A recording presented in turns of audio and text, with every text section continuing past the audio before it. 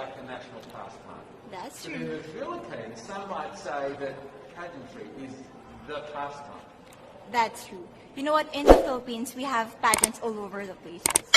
Yes, we have pageants in the barangay, in school, national, local. That's why we really love Miss Universe. It's like it's giving pride and putting the Philippines back on the pedestal. That's why there's an added pressure as a candidate coming from a pageant-loving country. But it's a good pressure. I always look up to our former Miss Universe Philippines. They really did well in the competition. And now this is my time to show who I am, to offer what Rabia can show to the rest of the universe. So I'm very happy, and at the same time, I'm excited to make all my kababayans proud. And hopefully I do. Why do you think it is that the Philippines love pageants? They have appreciation for beauty. We do love pageant because we used to think that we wanted to be included in the world, I have to be honest, in the Philippines, my skin color used to be not the standard of beauty. I was obsessed whitening my skin because these are the kinds of beauty queen we see on the mainstream. But things were different now.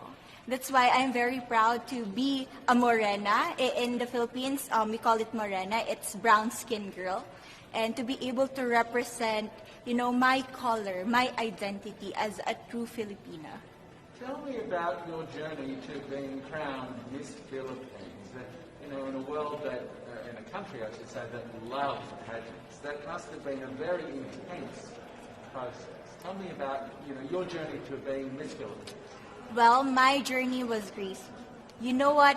I started to be a dark horse. Nobody noticed me. Nobody knows I was in the competition up until the preliminary and the coronation night. And when I won, I received different comments. Of course, there were people who didn't expect me to do well, who think that I cheated.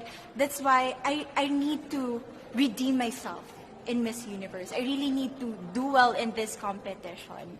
And the thing is, I love pressure. I love criticism. I get better every day with that. You tell me I cannot do that, I turn to you and I'm going to say that, no, I can do it for myself. Good for you. So how does it feel then to be on the global stage? How do you feel to be here in this moment, right now? It's crazy, but I'm overwhelmed with the support, not just from the Filipino community, but also from Thailand, Latin countries who do appreciate me as a candidate, as a person. It motivates me that I am beautiful, I can offer so much in this world, and when somebody believes in you, it gives you that extra energy to really do well and perform well. Do you have a sense with the girls, all of the girls competing, you're competing, but is there a sense of camaraderie with all of the girls? Is there a real spirit to, sort of motivate each other to do better? You know what? I have a different idea about Miss Universe. I thought it's going to be very competitive, in a healthy way, well, of course. But now I can see every girl helping each other, from fixing those hairs, from trying to zip up those outfits. It speaks of the closeness and the kind of camaraderie that we want to have. The goal of Miss Universe is not just to crown one girl, but also to build a genuine and long-lasting friendships among us. Would you say within the Miss Universe world, the contestants, is there a sisterhood? Are you sisters? There is sisterhood. I can say I was able to talk to different representatives from different backgrounds, different cultures. And despite our differences, there's so much to be highlighted in what binds us together. And that is because we want to empower women. We want to have our advocacies. We want to speak for the things that we love. And that's a celebration of women and the beauty that we have. So coming out of this week, obviously you would love to be crowned Miss Universe. Of course. And that would be wonderful, of course, for any of you. But what else will you take out of this week? What do you think you'll feel at the end of this week, regardless of the result? How will you be a different person? It's the growth and the development that I was able to have during preparing for this dream. I will be honest, there was a moment that I lost my identity. because I was put under pressure. I was in that position in which I feel like I'm not good enough. I'm not a good representative of my country, but I was able to bounce back stronger. And if I was able to do that for Miss Universe, I will be able to do that in life. That is my greatest takeaway from Miss Universe. Okay, so the Philippines have a huge amount of fans. Yes. I want you to give us a little bit of a message to the fans here and at home. But send a message. What would you say to all the fans in the Philippines?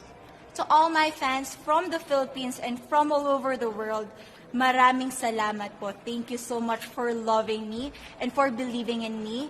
It means a lot to somebody who is so naive in this industry, who has no idea how to become a beauty queen on the first day of my journey. But because of your love and support, I was able to be the woman that I am today.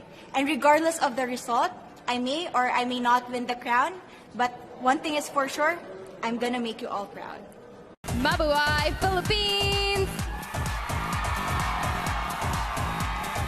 Rabia is currently an ambassador for her country's Department of Education.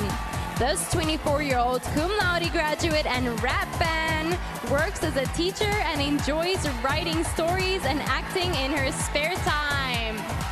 Philippines!